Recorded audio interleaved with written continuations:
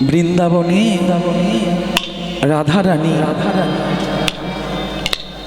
বৃন্দাবনে রাধারানী যেভাবে ভগবানকে ভালোবাসতো বাবা, এমন ভালো এ জগতে কেউ কোনোদিন কাউকে বাসতে পারেনি আর পারবেও না। রাধারানীর ভালোবাসাটা কেমন বাবা? চন্দ্রাবলী আর রাধারানী দুইজন সারা জীবন দণ্ড করে, বলে ভগবানকে আমি বেশি ভালোবাসি, রাধা বলে ভগবানকে আমি বেশি ভালোবাসি। দুজনেই ভগবানকে ভালোবাসে, কিন্তু ভালোবাসার একটু পার্থক্য থেকে যায়। চন্দ্রাবলী যে ভালোবাসায় ভগবানকে ভালোবাসে সেটা হচ্ছে ঘৃত স্নেহ ভালোবাসা, আর রাধারানী যে ভালোবাসায় আমার ভগবানকে ভালোবাসে সেটা হচ্ছে মধু স্নেহ ভালোবাসা। ঘৃত স্নেহ ভালোবাসাটা কেমন? চন্দ্রাবলী প্রভাতকালে ভগবানকে সেবা দিয়ে সুখ পায়, শান্তি পায়, আনন্দে বুকটা ভরে যায়, আর সারাদিন আনন্দে কাটে, বলে গোবিন্দ আজ তোমার সেবা দিলাম। আর রাধারানীও ভগবানকে সেবা দেয় বাবা। রাধারানী ভগবানকে সেবা দিয়ে বলে, ভগবান এই অভাগিনীর দ্বারা বুঝি তোমার সেবা হলো না, আমি যে তোমায় সেবা দেব, তোমায় সেবা দিতে আমি পারি না। তাই বাহিরেতে রাধা, বৃন্দাবনে রাধা প্রতিদিন কৃষ্ণ সেবা করে। ছোট্ট প্রতিদিন কৃষ্ণ সেবা করে।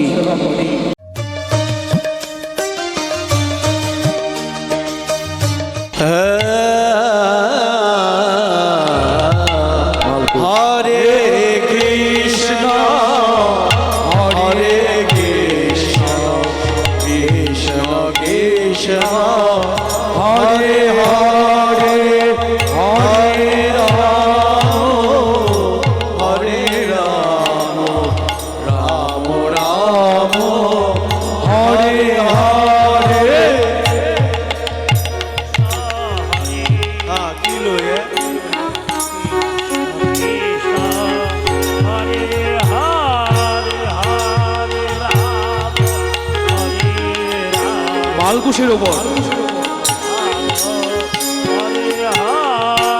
হরে কৃষ্ণ কৃষ্ণ কৃষ্ণ হরে হরে, হরে রাম রাম রাম হরে হরে, হরে কৃষ্ণ কৃষ্ণ কৃষ্ণ হরে হরে, হরে রাম রাম রাম হরে হরে। অজ্ঞানতি বিরাম দস্য জ্ঞানাঞ্জনা শুলকয়ায় চক্ষুষুরং গীতং যেনং তস্मै শ্রী গুরবে নমঃ। হরে কৃষ্ণ কৃষ্ণ কৃষ্ণ হরে হরে, হরে রাম রাম রাম হরে হরে। কৃষ্ণ হরে কৃষ্ণ কৃষ্ণ হরে হরে, হরে রাম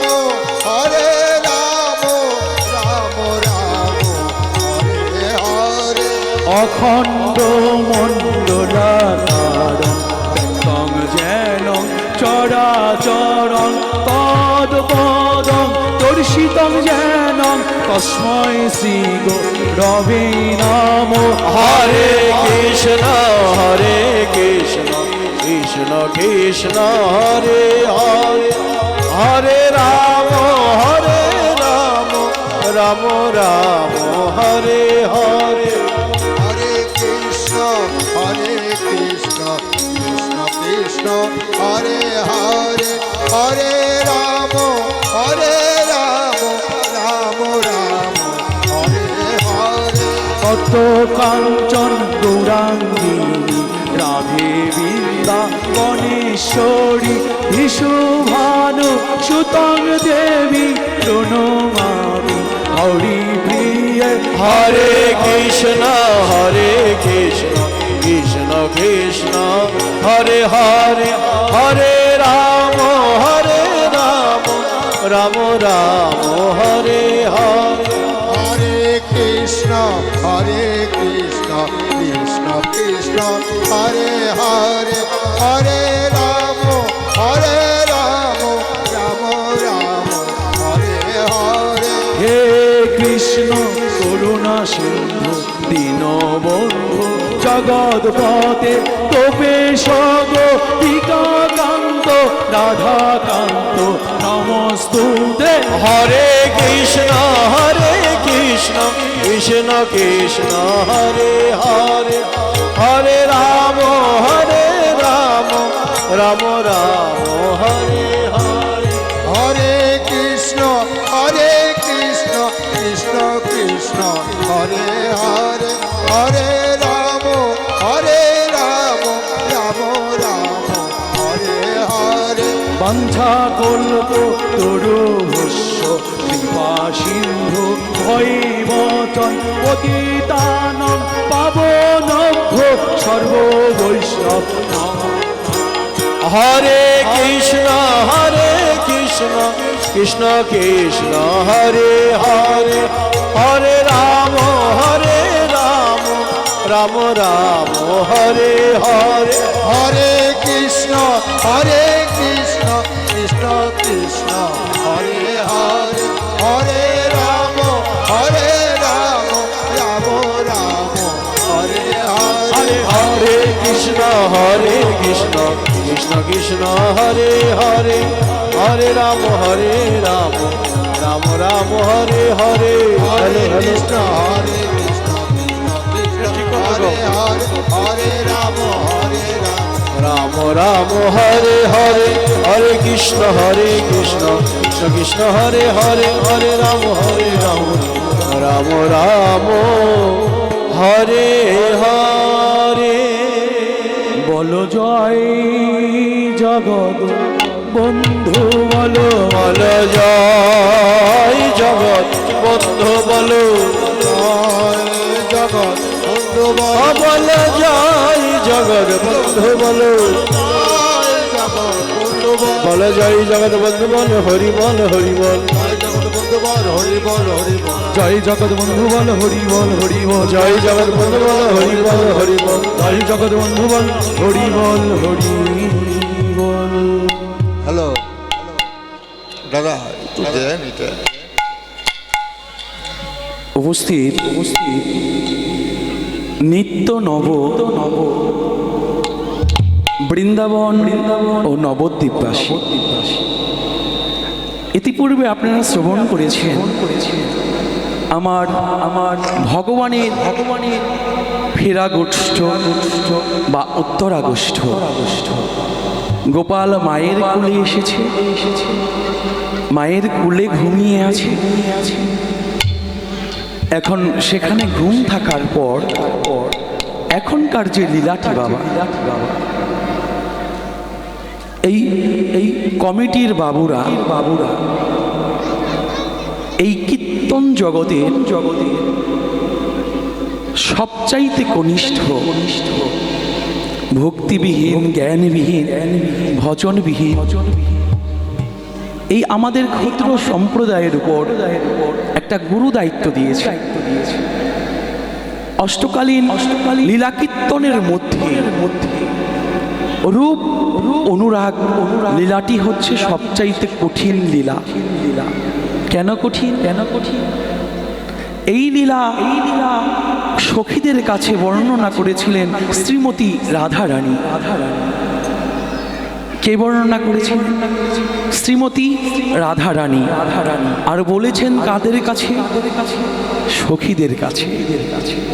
বাবা রাধারানী ওই রূপ দেখেছে, কৃষ্ণের যে রূপ রাধারানী দেখেছে, সখীদের নিকট বলেছে আর আমি দেখি নাই যার মরতি কেমন করে হয় পিরিতি। মাগো যাকে দেখতেই পেলাম না, যাকে কোনোদিন দেখিনি, সেই অরূপের রূপের বর্ণনা আমি কি করব বাবা? ওই রূপ দেখতে হলে একজন কীর্তনিয়া বলেন, একজন বক্তা বলেন, তার পরিপূর্ণ রস ভজন থাকতে হয়। সে কৃষ্ণ নাম করতে করতে এই দেহটাকে যখন অনেক উপরের দিকে উঠিয়ে নিয়ে যায়, যার মধ্যে কোনো কুটিলতা, কোনো সরলতা, সব কিছু ভুলিয়ে দিয়ে এই মনটা শিশুর মতো হয়, তবেই তো সেখানে ভগবানের রূপটা দেখা যায়। তাই আমি যার রূপ দেখিনি তার বর্ণনা কি করবো গো বাবা? তাই হে বৈষ্ণবগণ, আপনারা আপনাদের চরণধূলি এই অধমকে দান করবেন, আমি যেন এই লীলা কিঞ্চিত স্মরণ করতে পারি। আমরা আপনাদের চরণধূলি নিয়ে এই লীলায় প্রবেশ করছি। হরি বল। হরিবল হরিবল হরিবল। হ্যালো হ্যালো ওরে ওরে বারবে লেগেছে গোরা ওই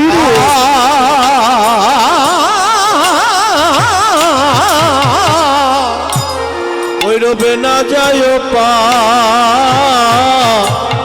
ছোরা হরে মরি রে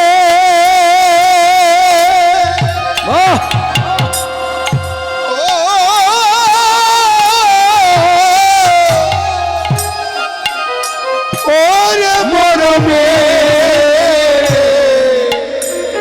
লেগেছে গোড়া গোরা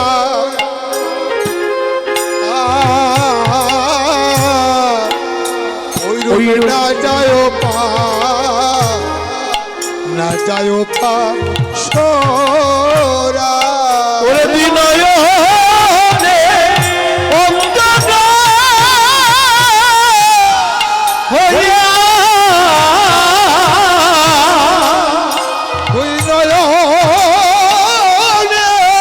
অঞ্জন অঞ্চল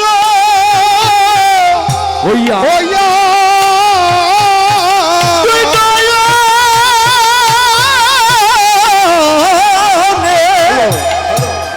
অঞ্জন হইয়া তুই নয়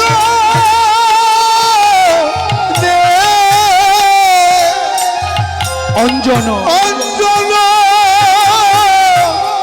হইয়া ওরে নয়নে অঞ্জন হইয়া লাগি ওরে লাগিয়াছে পারা ওরে নয় তুই নয় জন অঞ্চল হইয়া লাগি লাগিয়াছে পারা রে লাগিয়াছে পারা। ওই রম লেগে যে রইল রে যে রইল লেগে যে রইল রম লেগে যে রইল নয়নে অঞ্জন হইয়া লেগে যে রইল রে নয়নে অঞ্জন হইয়া লেগে যে রইল রে আমার নয়নে অঞ্জন হইয়া লেগে যে রইল রে নয়নে অঞ্জন হইয়া লেগে যে রইল আবার ভুলতে গেলে যাই না ভোলা লেগে যে রইল ভুলতে গেলে যাই না ভোলা লেগে যে রইল না ভোলা ভুলতে যে রইল আবার ভুলতে গেলে যাই না ভোলা নয়নে অঞ্জন হইয়া ভুলতে গেলে যায় না ওরে ভোলা, নয়নে অঞ্জন হইয়া ভুলতে গেলে যায় না ভোলা, নয়নে অঞ্জন হইয়া ভুলতে গেলে যায় না ভোলা লেগে যে রইল রে। ওরে নয়নে অঞ্জন হইয়া ওরে নয়ন অঞ্জন হইয়া লাগিয়াছে পারা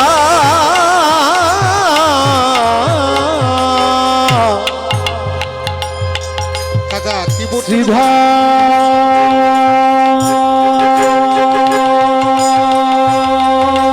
নবদ্বীপে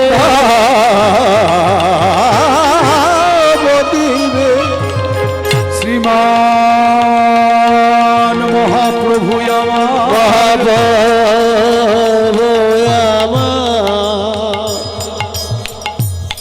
আমার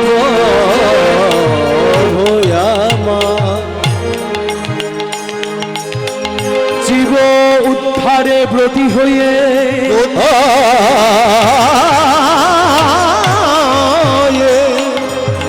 সুরধ্বনি গঙ্গার তীরে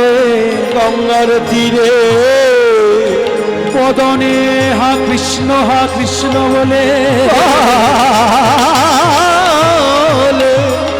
হেমদণ্ড বাহু তুলে আমার গৌরাঙ্গ মহাপ্রভু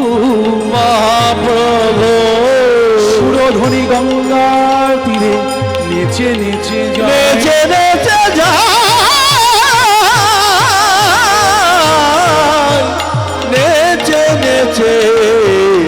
যায় বদনে হা কৃষ্ণ বলে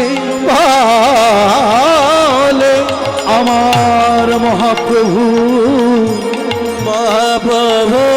সুরধ্বনি গঙ্গার তীরে চলে যায় চলে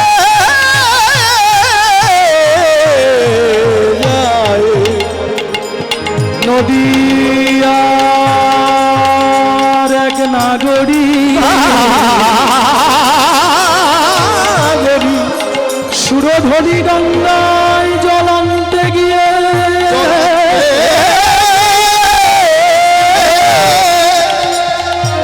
নদীয়ার এক নাগরী সুরধ্বনি গঙ্গায় জল আনতে গিয়ে যেমন খালি কলসি গঙ্গায় নিয়ে গিয়েছিল তেমন খালি কলসি নিয়ে ঘরে ফিরল যখন সুরধ্বনি গঙ্গায় জল ভরতে গিয়েছে সুরধ্বনি গঙ্গার কুলে আমার স্নান মহাপ্রভু আমার হেমদণ্ড বাহু তুলে নেচে নেচে যাচ্ছে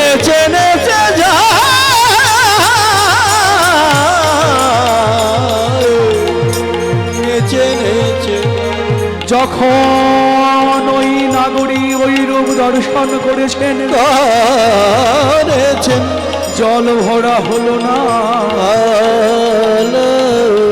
খালি কলসি যেমন সুরধ্বনি গঙ্গার কুলে নিয়ে গিয়েছিল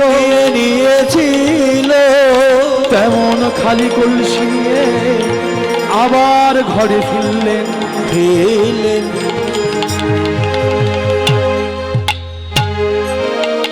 ঘরে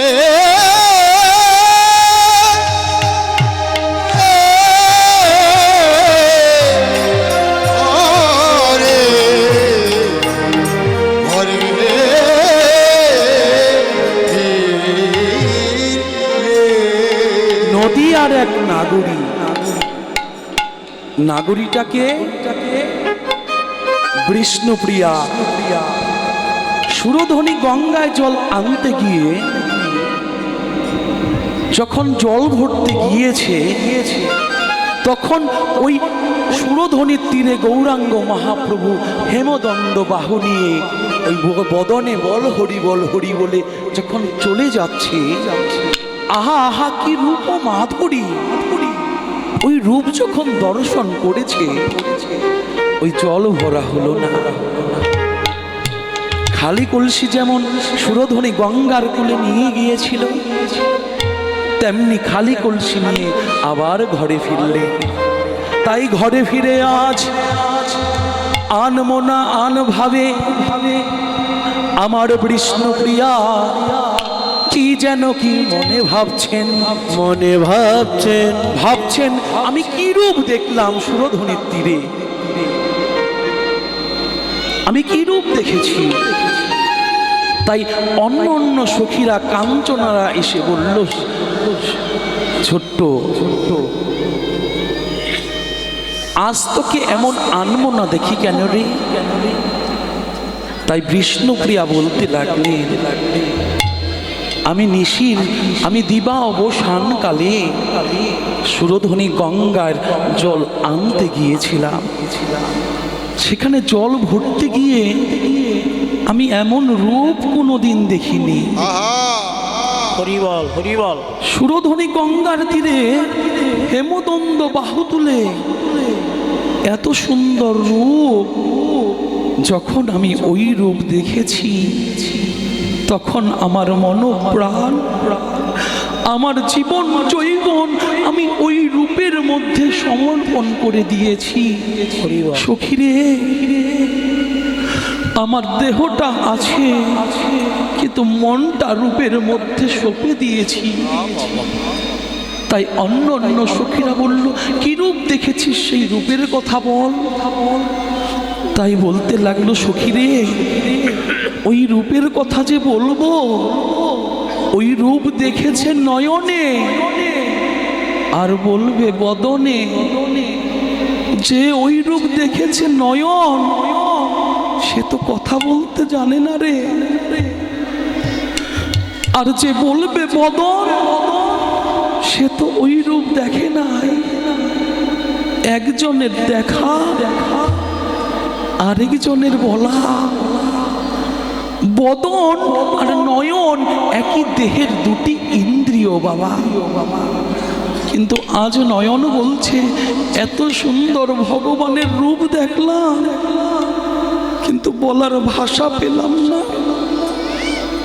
আজ বদন আক্ষেপ করে বলছে, বিধি তুমি মনে হয় সৃজন করতেই জানো না। এত সুন্দর বদন দিলে, দেখা রাখি দিলে না। আমি যে ওই রূপ না দেখে যদি চলে যাই বাবা, কেন এত সুন্দর রূপ? কি দিয়ে তৈরি গৌর সোনা? সে যে গৌর সোনা বাবা। তো এই জগতের প্রাকৃতিক সোনার সঙ্গে গৌর সোনার তুলনা করলেন না বাবা, না বাবা। এই জগতের প্রাকৃতিক সোনা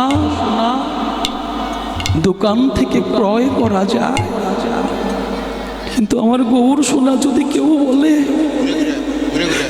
আমার কোটি কোটি টাকা আছে, আমি গৌর সোনাকে কিনবো, পারবে না বাবা। এই জগতের সোনা অঙ্গে পরিধান করলে অঙ্গের অহংকার বাড়ে। আর যদি কেউ আমার গৌর সোনাকে অঙ্গে পরিধান করে গো বাবা, তার অঙ্গের অহংকার চিরদিনের মতো চলে যায়।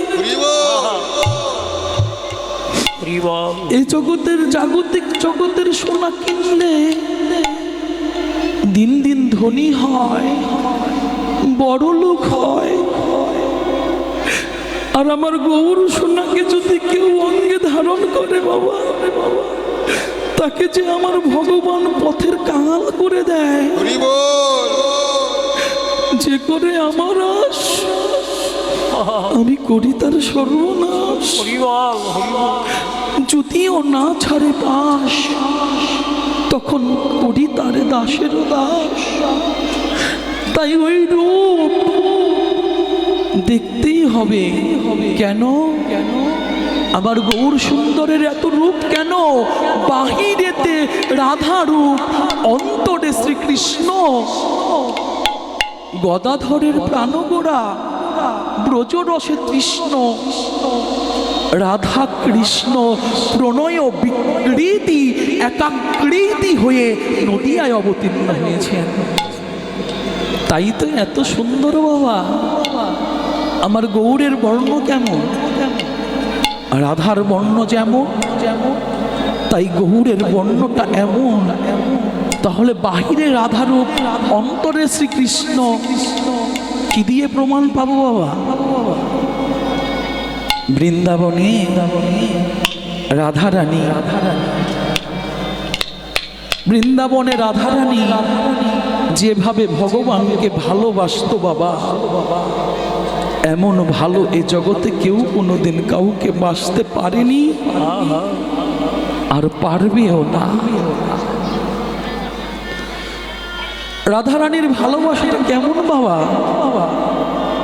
চন্দ্রাবলী আর রাধারানী দুইজন সারা জীবন দণ্ড করে, বলে ভগবানকে আমি বেশি ভালোবাসি, রাধা বলে ভগবানকে আমি বেশি ভালোবাসি।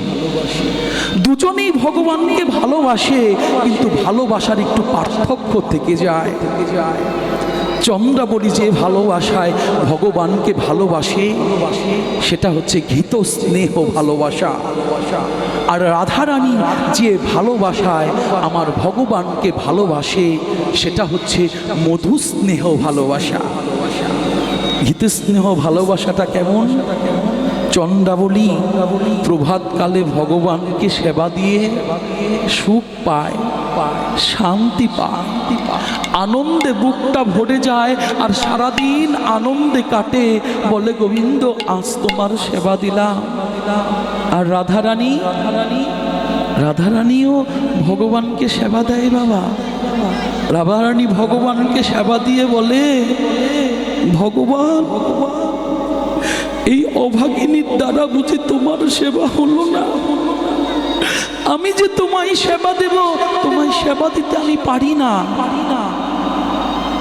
তাই বাহিরেতে রাধা, বৃন্দাবনে রাধা প্রতিদিন কৃষ্ণ সেবা করে। ছোট্ট প্রতিদিন কৃষ্ণ সেবা করে, কিন্তু রাধারানী বাস করে জটিলা কুটিলার গৃহে। তাই রাধারানী প্রতিদিন আমার ভগবান কৃষ্ণের জন্য কিছু না কিছু নিয়ে যায়। তো আঁচলের তলায় করে নিয়ে যায়। তো তাই কিছুদিন ওই জটিলা দেখে বৌমা আঁচলের তলায় করে না যেন কি যেন নিয়ে যায়। পরের দিন জটিলা ডেকে বলে, বৌমা কাল যখন তুমি যাবে তোমার হাতখানি বাহিরে করে যাবে। রাধারানী এবার কেঁদে ফেললেন, বললেন গোবিন্দ তোমাকে একটু নবনী দেই বলে আজ তোমাকে নবনী দিতে পারবো না। পরের দিন তাহলে রাধারানী কি নবনী নিলেন না? নিয়েছেন। কোথায় করে? পরের দিন রাধারানী তার কক্ষে বগলে করে নবনী নিয়ে গেলেন। কিছুদিন ওই কক্ষে বগলে করে নবনী নিতে নিতে জটিলা দেখছে বৌমা হাতটা যেন কেমন করে চেপে চেপে যায়। একদিন বৌমাকে ডেকে বলে, বৌমা কাল যখন তুমি বাড়ি থেকে বের হবে তোমার হাতখানি একদম প্রসারিত করে বের হবে। ভগবান শিক্ষা দিলেন, তুমি বাড়ি থেকে বের হলে ভগবানের নাম করলে তুমি আত্মসমর্পণ করে বের হও। পরের দিন তাহলে রাধারানী কি নবনী নিলেন না? পরের দিনও রাধারানী নবনী নিলেন। কোথায় করে? সবাই দেখবে বলে রাধারানী বললেন, আজ আমি নবনী নিব, আমার মুখের ভিতরে বদনে করে নবনী নিয়ে যাব। আজ ভগবানকে আমি এটো প্রসাদ খাওয়াবো। ভগবান কি চাই বাবা? অনেক সরস উপচারে ভোগ দিলেও আমার গোবিন্দ গ্রহণ করে না, যদি তার মধ্যে ভক্তি না থাকে। আর ভক্তি ভরে যদি কেউ একটি তুলসী পাতাও দেয়, আমার ভগবান যে সেটা গ্রহণ করে বাবা। এবার বদনে করে নিয়ে যাচ্ছে আর বলছে, গোবিন্দ আজ তোমাকে আমি এটো প্রসাদ দেব। বের হয়ে গেলেন।